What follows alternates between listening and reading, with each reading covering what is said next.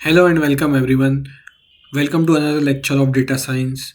Hope you are understanding data science well.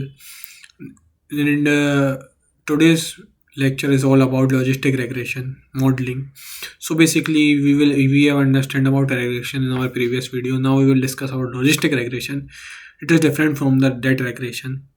So basically, we will dive into the concept of logistic regression modeling in here in this video.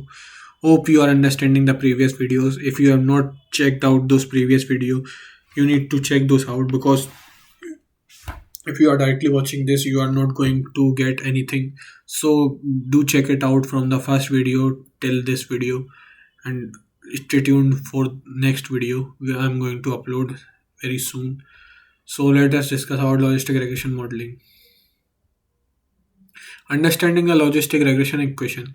The core equation. Logistic regression predicts the probability of binary outcome using a sigmoid function to transform a linear combination of predictor variable. The equation takes the form of p is equals to 1 divided by 1 plus exp minus b0 plus b1 into x1 plus dot up to bn into xn, where p represents the predicted value. Basically here the p represents the predicted value.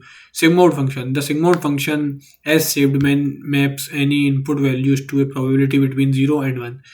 It ensures that the model's output is always a valid probability. The function has steep slope near the middle, making it sensitive to change in input values. Assumptions and diagnostic logistic regression. So what are the common assumptions and logistic regressions in this modeling? Linearity, independence, multicollinearity. So basically there are three things to understand about in this assumptions and diagnostics: linearity, independence, and multicollinearity. Now what is multicollinearity? What is linearity and independence? Linearity, the relationship between predictor variable and the log odds of the outcome should be linear. This assumption can be checked using scatter plots and residual analysis. Independence, observation should be independent of each other. This assumption can be violated if there are repeated measures of the observation are clustered. Multicollinearity, predictor variables should not be highly correlated with each other. This assumption can be checked by using variance inflation factor VIFS. VIFS we have discussed in our previous video. Do check out my previous lecture. Performing logistic regression in R and Python. So how to perform logistic regression in R and Python? R example. We will take an example in R that how to perform the logistic regression. R model. You can see the code here. This is how you can perform the logistic regression in R. Now in Python you can see from the skitlearn model, import logistic regression is equals to logistic regression function we have used. So basically from the skitlearn model library we imported logistic regression model. So basically this is how we can perform logistic regression modeling in Python. Interpreting logistic regression results. Coefficient, odds ratio, p-value. Coefficients. Coefficient indicates the change in the log odds of the outcome of the one unit increased in predictor variable. Positive coefficients indicate a positive association, while negative coefficients indicate a negative association. Odds ratio. Odds ratio represent the change in odds of the outcome of for a one unit increase in predictor variable.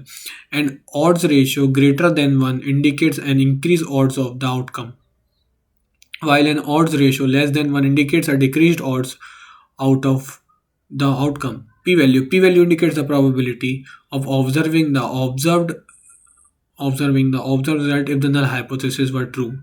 A p-value less than 0.05 is generally considered statistically significant, suggesting evidence against the null hypothesis. Evaluating model performance. How to evaluate model performance? Accuracy, precision, recall. We are going to discuss these things in our whole data science playlist.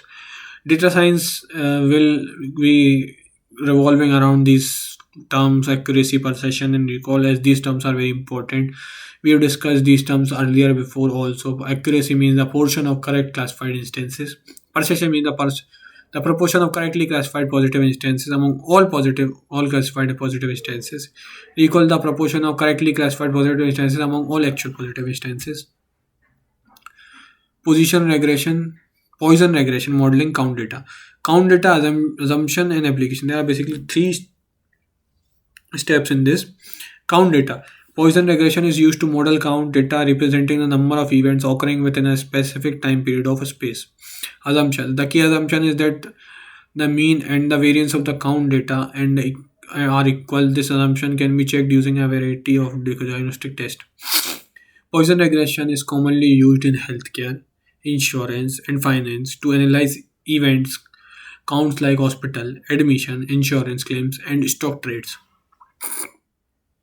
Applying Poisson regression in R and Python. How to apply Poisson regression in both the languages? We have seen this before, that there are many there from the scikit-learn library. You need to implement a regression model.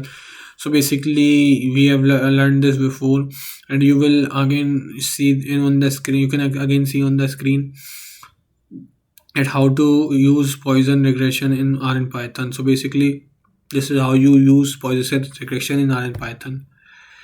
So this is all for today's video. Stay tuned for next video. So we will come with more interesting data science videos further. If you like my videos, please give it a thumbs up. If you have any doubt, please type in the comment section. Till then, till then, till then, happy.